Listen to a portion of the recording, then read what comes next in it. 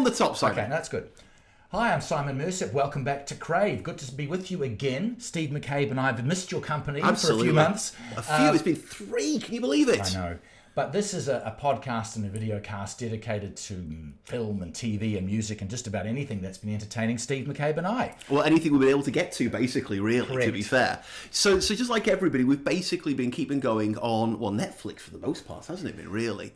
So we're gonna have a quick chat about a couple of our favourites that we've enjoyed during the pandemic. We are. We're also going to talk about a film that's recently been released. It's a British satirical film called Greed. And basically it's about rich people, Yes. how they get rich and how they stay rich. Absolutely. And on top of that, we've also got... it's a romantic drama, it's a comedy, it's a... God knows what it is, actually, to be perfectly honest. Okay. I can tell how impressed you and are already. it's called The High Note. And I guess the big question is, how high a note does it hit? And the answer will be revealed soon. We're going to hear from a real musician. The High Note is a film about music. Absolutely, we've got yes. a real musician to talk to, or Steve has. The famous James Rain from Australian Crawl. Yeah. Looking forward to hearing that. Nice bloke, very nice bloke. That's for our podcast That's a listeners, by the podcast way. special only. If you're watching this seriously, why aren't you subscribing to the podcast? It's your own fault. We're going to talk a wee bit about some of our Netflix highlights. But, Simon, do you realise, last time we actually got to see a film together, mid-March. Oh, man. Yeah, okay, here we are in July. In July. Yes. Now, the last film we saw was also by a British film, British cast, British director, and it was kind of a class satire in some ways. That's right, it was David Copperfield. Yes. Which was brilliant. Yes, it was really well done. I think it's been, because of COVID, it's only just coming to the cinemas as a general release soon, I think. Well, yes, it's still playing, definitely. Yeah. Having said that, Mary Poppins is playing at my local pictures as well. So, Right. yeah, the people are just glad to be in the pictures, I think, Yeah. to be honest. But David Copperfield was brilliant. Yes. Was Greed. Not for me, no. That's I think very controversial, sir. Oh, okay, well, we're going to start our new season of Crave with a disagreement. That's good. So the film is Greed. It's from the director, Michael Winterbottom. It's about a self-made rag trade billionaire in England called Reg McCready. And the story... Actually, you missed his name. Reginald? No, it's Rich. Rich. Of course it was. What else would it be? Rich McCready. Can't believe you missed that one, mate. Oh. Yeah. Okay, thanks, mate. He's Richard. Sir. Richard. Sir Richard, okay. And they actually call him Rich once or twice. Which Okay. Is, yeah, I know the gag was a bit on the nose there, to be fair. So the film, in a way, centres around his 60th birthday celebrations. Yes. And how he wants to use his 60th birthday party to reignite his career. It's been faltering, and he thinks by getting all the celebs together, putting on a big bash, it'll just jettison him back into the limelight and get his business going again. Yes. So in the film, we've got Steve Coogan playing the 60-year-old McCready. Yeah. A guy called Jamie Blackley plays the younger Rich. Does him very well, too, I think very much so. And there's a cast of characters and real celebrities in it. We should mention that the part of the storytelling of this film is that there's a writer who's there along for the ride to tell the biography of Rich, and played by David Mitchell. Yeah. So, okay, you perhaps we'll start with why you think it did work, Steve, and I'll tell you why I don't think it did. Well, I'll admit that it's not a perfect film. First of all, yes, it's Steve Coogan. Right. But you said it's Steve Coogan as Rich McCready. Yeah. And I'd take exception. It's as always these days, it's Steve Coogan as Alan Partridge as Rich McCready. Okay. I mean, the two have become interchangeable. He is his own character these days. But the thing is, you didn't care, because what makes this film, for me at least, is Coogan is a fantastic acting talent, as is everybody else in the film. But also, Michael Winterbottom's script is tart, it's sharp, it's nasty, it's very funny in places. And the pace of the film, especially when they're doing the flashback stuff to you've got young Rich striking deals from London to Sri Lanka. He's going to shops, he's going to sweatshops, and he's convincing people to buy into absolutely rubbish deals. He basically bullies them into selling him stuff cheap so he can then flog it off at stupid prices. And And even though the characters are thoroughly foul and reprehensible, they really are. Yeah. They are written and acted in such a way that you find yourself, so I found myself totally buying into it. I was really caught up with the film. I thought that it was very, very well put together. And partly it was the fact that, Winterbottom's direction is tight. It doesn't let up. Mm-hmm. It's a long film. It's 2 hours. It doesn't feel like it. Or it didn't for me, but I have a sneaking suspicion that you're about to tell me something different. Oh, well, I am going to tell you something different. Go on. But that's good. For me, the film, there was too much going on in it, and it was several films at once. Yes, I'll allow that. For me, it told the story of the exploitation that goes on in the retail clothing industry, which is a story which has been around for a long time, and it's certainly a worthy story to tell about the exploitation of, in this case, the factory workers in Sri Lanka, and that's coupled with the rotting of the financial system in Britain by the people running the trade, tax havens. All that is laid bare, and as you say, in quite a scathing and unsubtle way. There's no doubt about that. No, subtlety is not the strong point of this film. No, but I just felt some of the film and some of the characters were played straight and dramatically, like the niece of a woman who dies in a factory in Sri Lanka, who ends up working for this Macready. So this is Amanda, played by Denita Goldie. Yeah, so some characters were very straight down the middle. They could have appeared in any dramatic movie. Other characters were, for me, played for comedy. I mean, David Mitchell's character of the sort of bumbling Englishman was a comedic character most of the time, I thought. And Steve Coogan, that was, to me, a caricature, as I think you alluded to that as well. Yeah. So I didn't... That was not for me, a realistic portrayal of how that... Maybe a rag trade billionaire would act like that. I don't know. It seemed over the top to me, and it didn't sit next to the other more dramatically played roles. Right. That was kind of where I there's two things to respond to that. Number one, you mentioned David Mitchell's character, who plays Nick, who's basically meant to be Macready's hagiographer, really, isn't he? Yeah. And so I think one of the reasons they have him doing that role is because he can then do what would otherwise be horribly clunky exposition. Because you remember there's one scene where, like you say, there's the rotting of the financial system. Yeah. And so Mitchell's character, Nick, goes to visit a financial journalist. Yes. And basically says, explain it to me like I'm stupid. Yeah. And obviously, this being David Mitchell, he then has a quick riff about how, well, obviously, I'm not actually stupid. You probably think I am stupid. Yes. And you can if you're familiar with David Mitchell, even if you've not seen the film, you can hear him doing that because that's his thing. But it then gives that journalist an opportunity to explain the whole concept of a leverage buyout, and then the asset stripping that follows it, that this character Macready did, and it's based very closely on a guy named Philip Green. Right. Yes, I saw that. The character is in many ways essentially it's Green renamed, and so one of the things that comes out that I think is when Coogan wasn't just being Alan Partridge being Macready, was when he's in front of the select committee. And in Parliament, you've got Miles Jupp as an MP who's trying to grill him, and Macready just swats him around like a cat with a toy. Yeah, and that was a more nuanced version, I think, of him possibly. Yeah. I just think that the larger than life characters made, as someone watch it, just as a piece of cinema. Forget about the importance of the story for a second, but as a piece of cinema.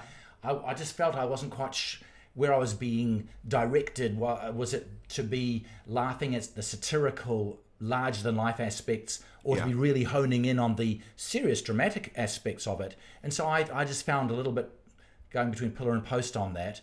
In the end, it was a serious film. Yes, it was. If you'd watched the trailer, you wouldn't have thought that's what you were going to go and see. Yeah. And so it was... it just didn't quite, as a piece of cinema, hit the mark for me. Right, okay. But here's another thing I thought couldn't help but think about. I wonder what you thought as we're getting to find out about this billionaire and how he gets to where he gets to, and there was a sequence there where we find out how much he loves the deal. Yes. and walks over people and dismisses his losses. Are you Does that remind you of someone? You're not thinking of The Art of the Deal by any chance, are you? No, I mean, it Well, seemed... it it was very Trumpian, I thought. That's possibly in there, yeah, where there was a degree to which all he cared about was winning. Yeah. That line he kept using was like, just nod your head and shake my hand. Yes. All that mattered was that he won. Yeah. That even if he saved £1, he'd save the £1, not somebody else. Yes. And he's a distasteful character. Yeah. He was meant to be. Yes. I personally, and I know this is very polarizing. Our intrepid guest reporter Deb can't stand him. Okay. I personally really like Steve Coogan. Oh yeah.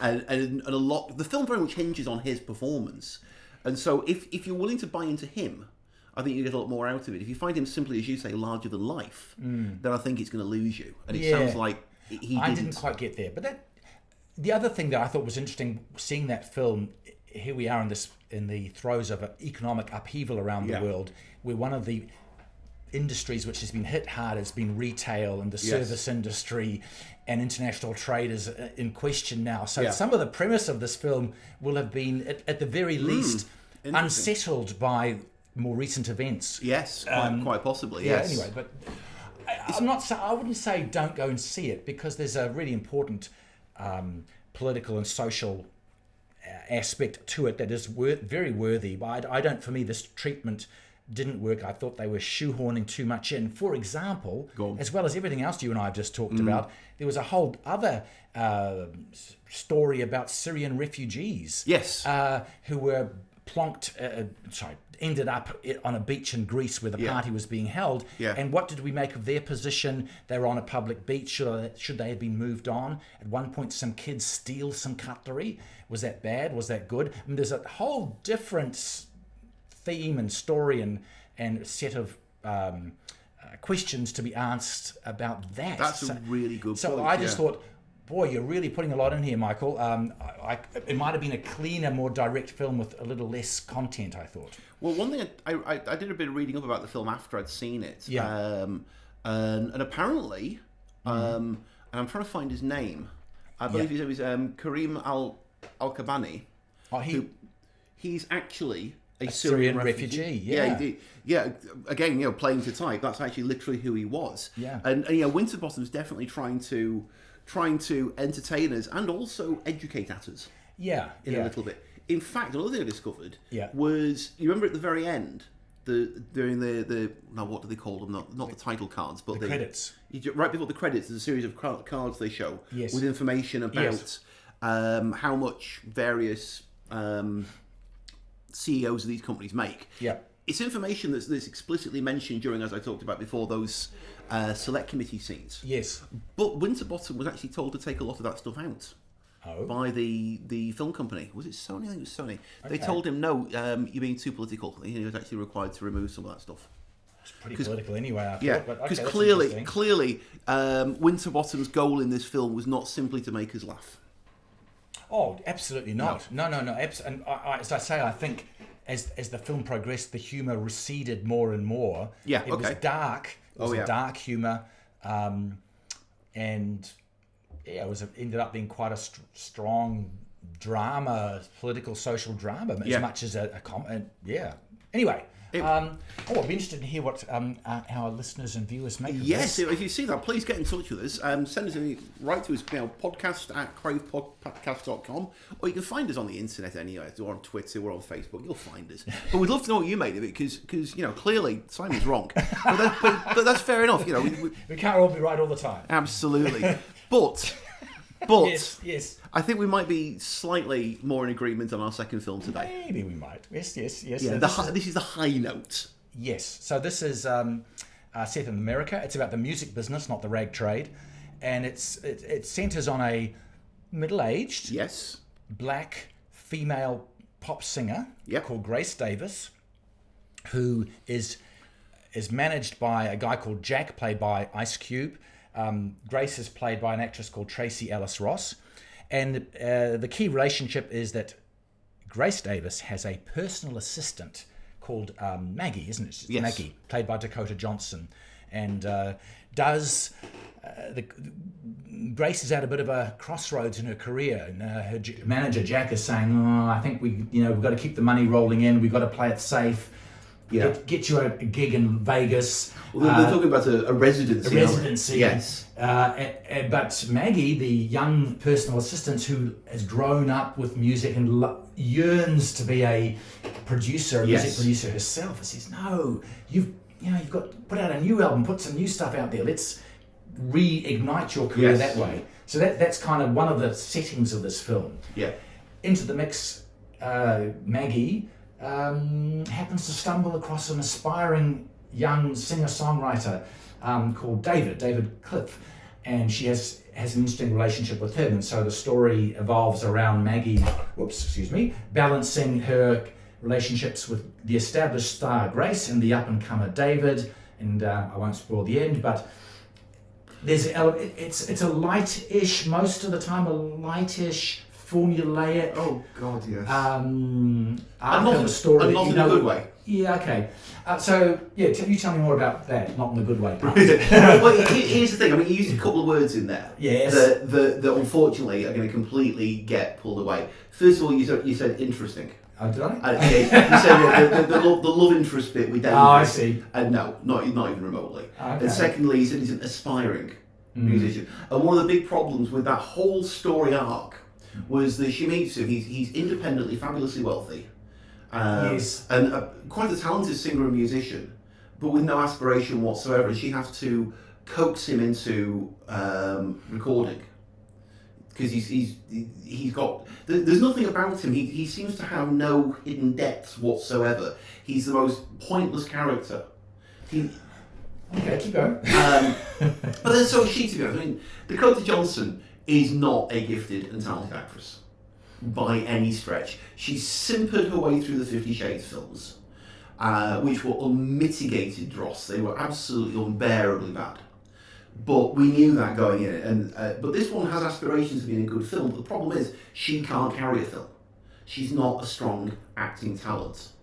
Okay, I think she's not a strong character in the film. I think that's absolutely true. In fact, her character is, to use your word, a bit simpering, who can't express herself forcefully when she wants to make a point. Yeah, that's true. That is part of her character. Yeah. Whereas Grace, played by Tracy Ellis Ross, is a strong character. She's much better, yes. Yeah, and you could argue we don't see enough of her in the film.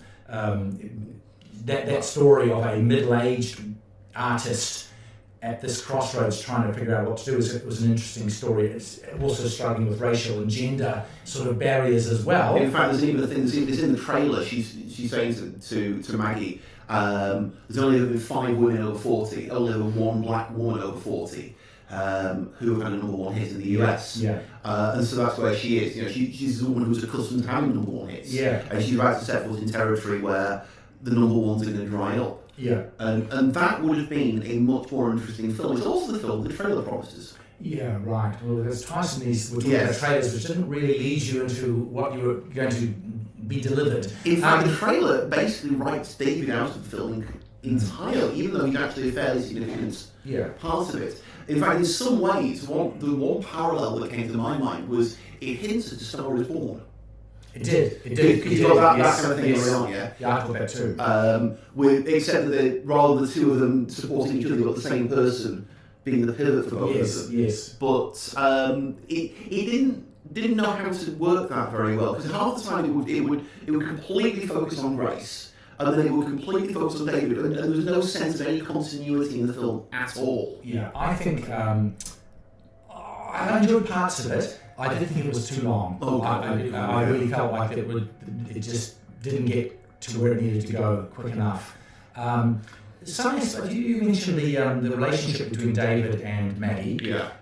I actually didn't mind that, because it was one of the good things about this film is that you've got black characters and white characters, and the fact that they're different races doesn't seem to me.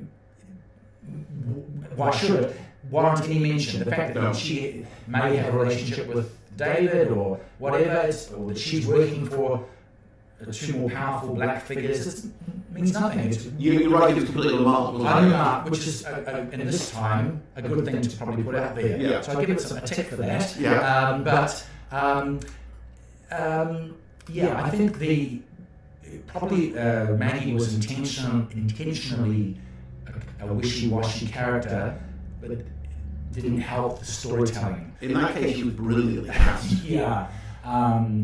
The music in it is pop, not massively outstanding music. I thought there was lip syncing, certainly on the part of David, probably on the part of Grace. I'm not quite so sure about it. I would imagine so. Films like that generally tend to, don't they? But I think that, to come back to what you were saying about Grace, the character of Grace, there's a scene where Grace confronts some music executives in a boardroom. Oh yeah, highlight of the film. It was a very, it was a strong scene, and it was, and that had nothing really to do with Maggie at all. And in fact, I don't think she's even in that scene. Yeah, it's funny that, isn't it? One little scene I want to mention though. There's a little cameo.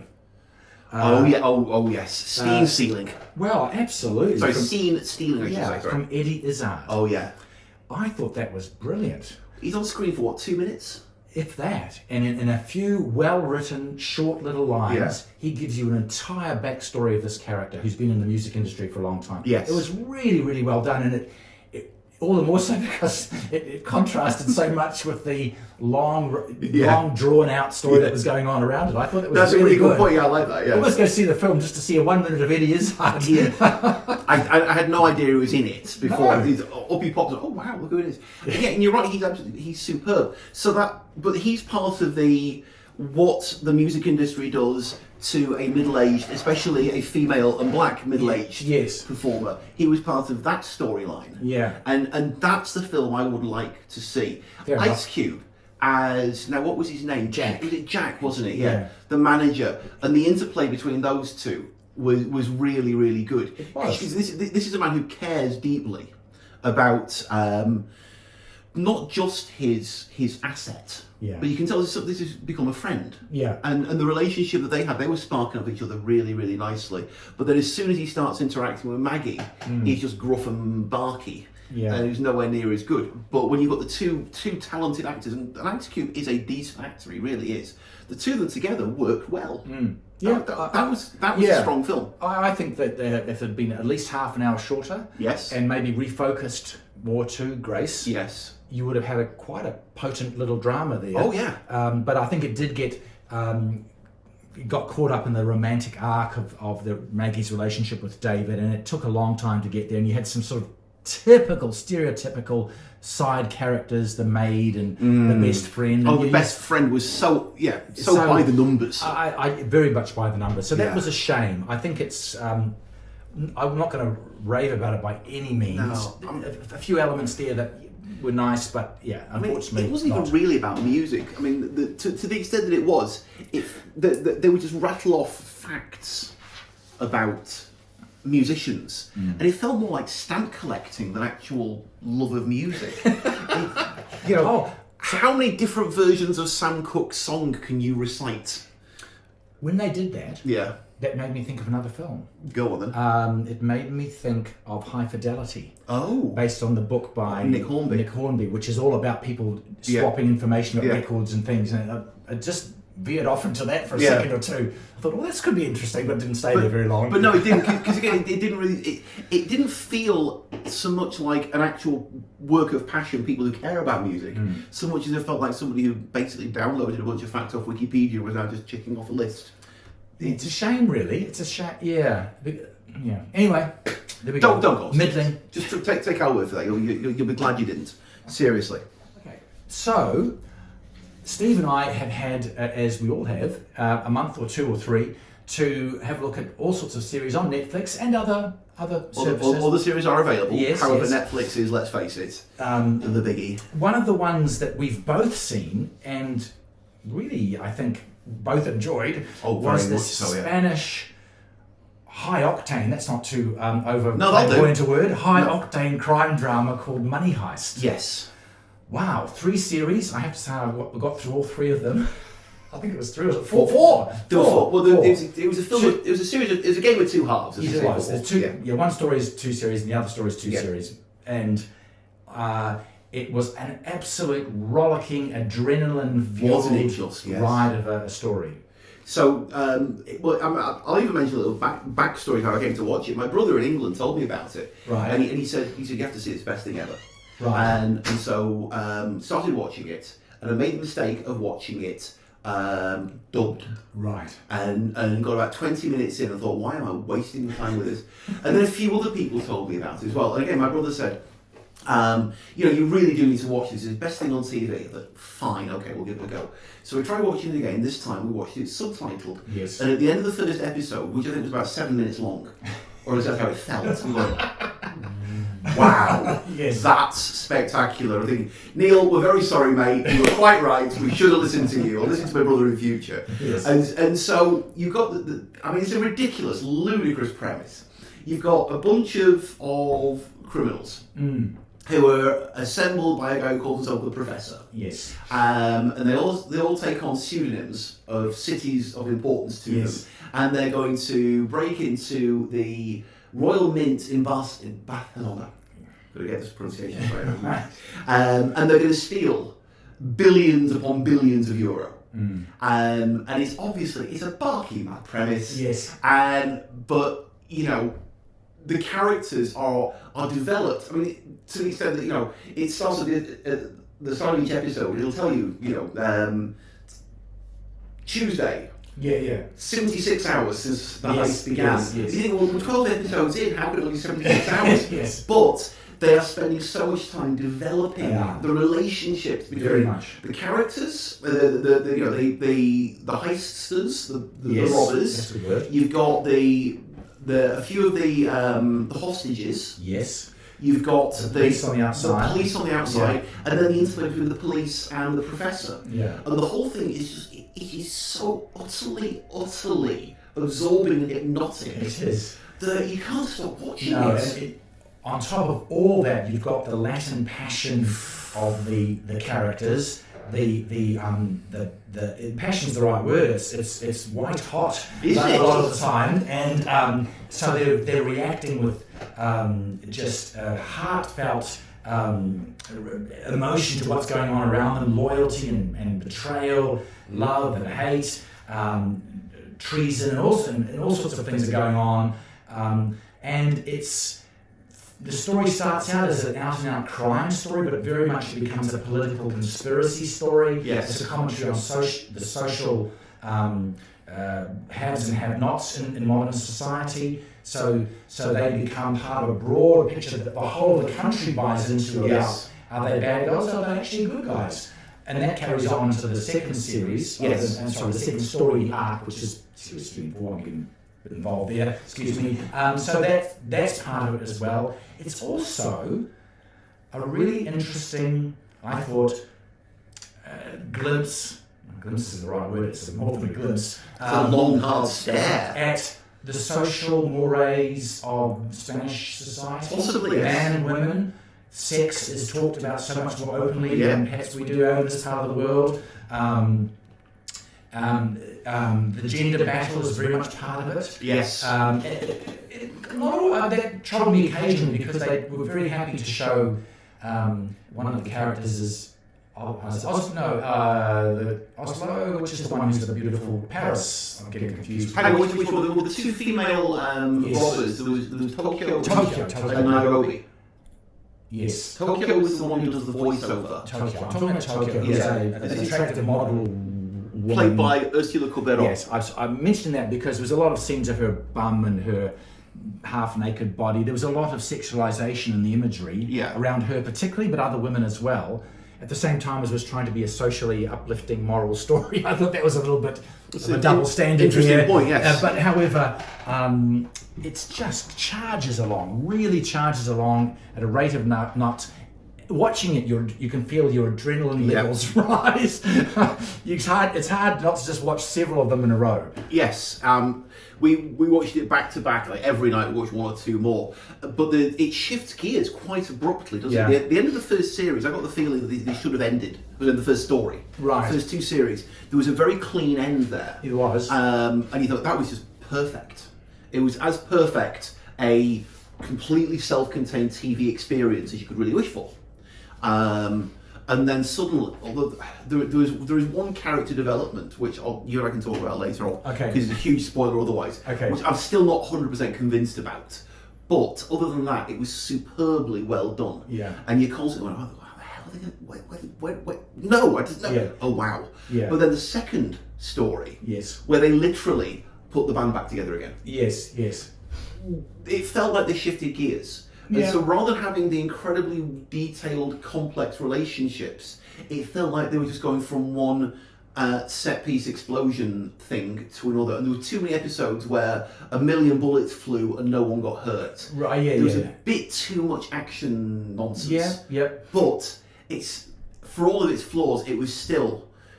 that was not enough to undo the good work that the first two stories did. That's right. The characters, and you're right. I think you're right to point to the writing. Yeah. This story is quite complicated in the way it's told, but you're with it. Yes. They keep you in it, Yes. and you can't help but get to like these criminals. I mean, are they criminals? But they are. But you can't help but get attached to them. So it's really, really well done in that regard. But with regard to the writing, there was one thing that absolutely delighted me. We were watching it in subtitles, so we got to hear the Spanish, and I got to recognise both of my Spanish words in it. I mean, I know the tiny. I'm not trying to say I speak Spanish. I know the tiniest smidge from living in Florida all those years. Right. So you listen, you hear things you recognise. But I did notice reading the subtitles. Yes. There was one moment where someone references a line from Terminator 2. Ah. And so in English, the captions in English said, like they said in the film, hasta la vista, baby. Right. Now, what on earth do you do when they're using Spanish as a foreign language in English to translate something that was in Spanish? And so we actually wound it back and listened. And in Spanish, it was like, ¿Cómo se dice sayonara, baby? And I just thought that's really, really interesting. So it works on so many different levels. Yeah. It's an amazing piece of TV. It is. You'd be hard pressed to find someone who wouldn't be entertained by that. Yeah. Really. We were stunned by it. It was great. It was okay, really Money Heist, if you haven't seen it, see it. What do you do with your life? Seriously. It's an amazing show. It really, really Steve, there's one that I haven't seen at all, but I think you were quite taken by it. An Israeli drama? Ah, yes. What's all that about? Shtisel. Now, Shtisel. Now, are you aware of a Netflix show called Unorthodox? I've heard of it. That's a Jewish drama, isn't it? Yeah, this one was the gateway drug. Okay. It was one that lots of people would talk about. It's a 4-part drama set in New York, and it's about a young woman, Esti, played by an actress named Shira Haas, who is married into another family within a very, very strictly ultra-Orthodox community in, I think, Brooklyn, in New York. And she rebels, and she flees New York. Right. And she actually flees as far as Berlin, I think it is. And so, 4-part drama, absolutely fascinating, very, very well done. And this young woman, Shira Haas, in the middle of it is absolutely superb. She's a real star.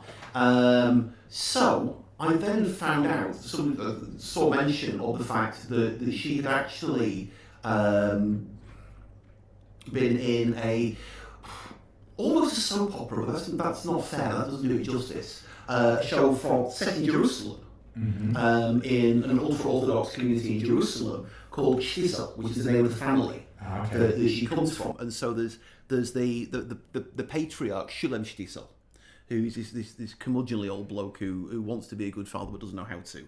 But the show kind of largely revolves around him and his son Akiva, played with the most astonishing subtlety and beauty by a guy named Mikhail Aloni.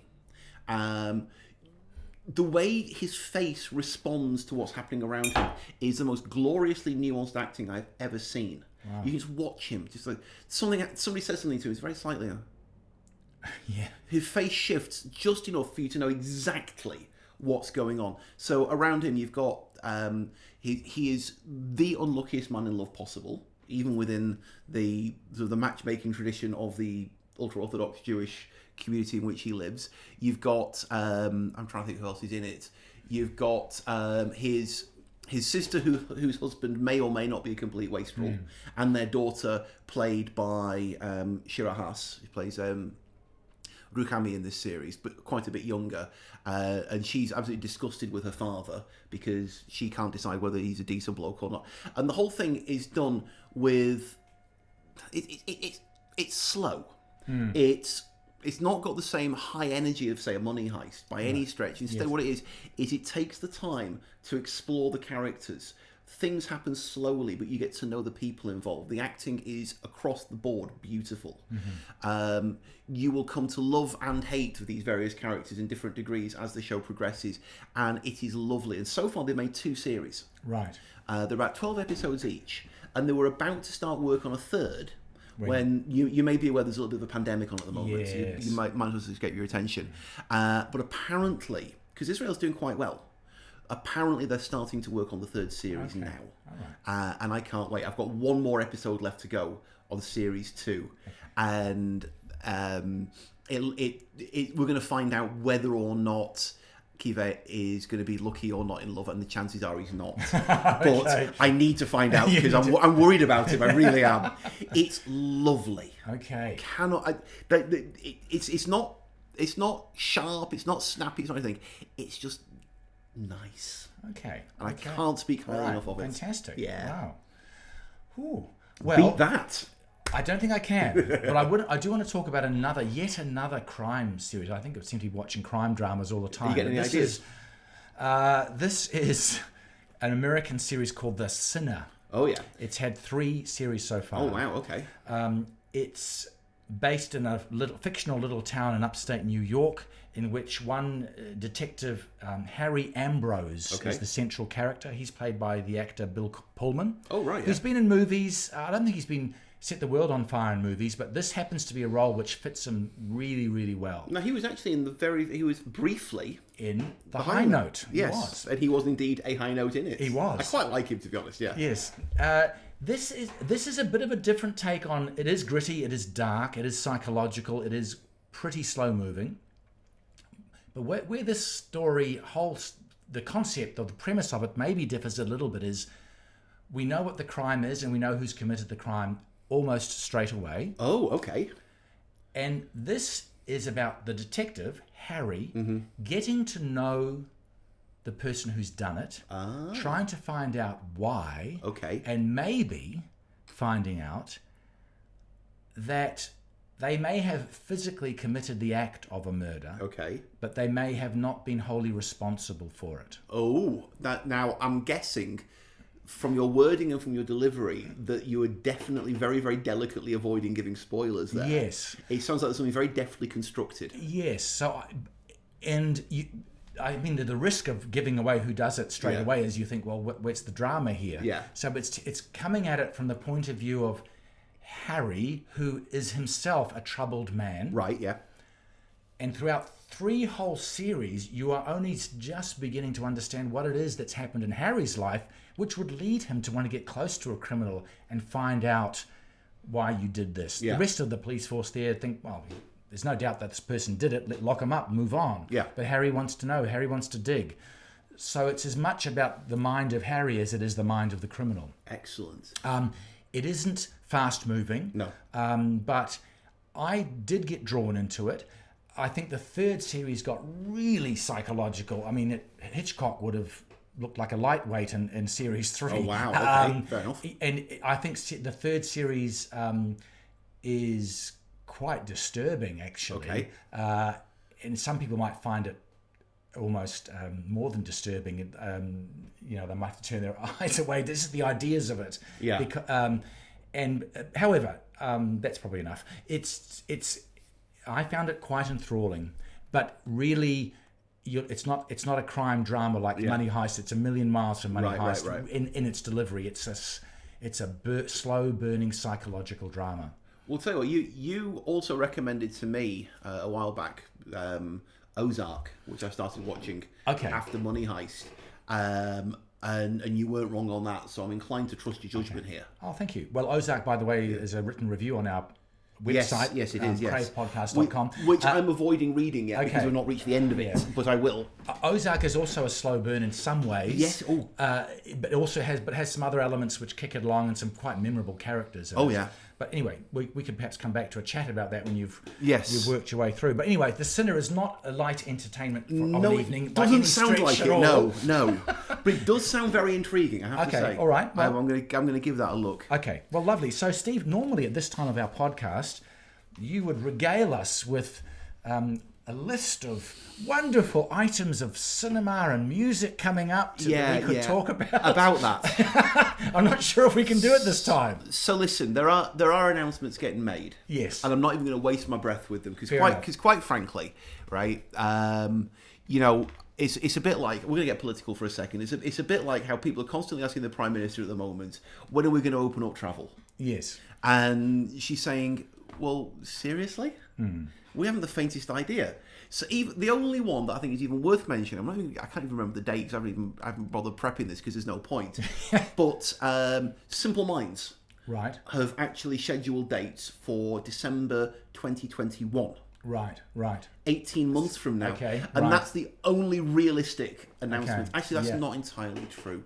That's not true at all. Well, there are domestic Yes. acts like the dudes are coming later in the year. And the Beths are going to be playing. Yes. They're doing an album release tour very shortly. So there is stuff coming up. But at the moment, I'm not even looking at future stuff because we're just glad that we can even go to the pictures right now. Yeah. Just as a unabashed plug for our own website. Of course.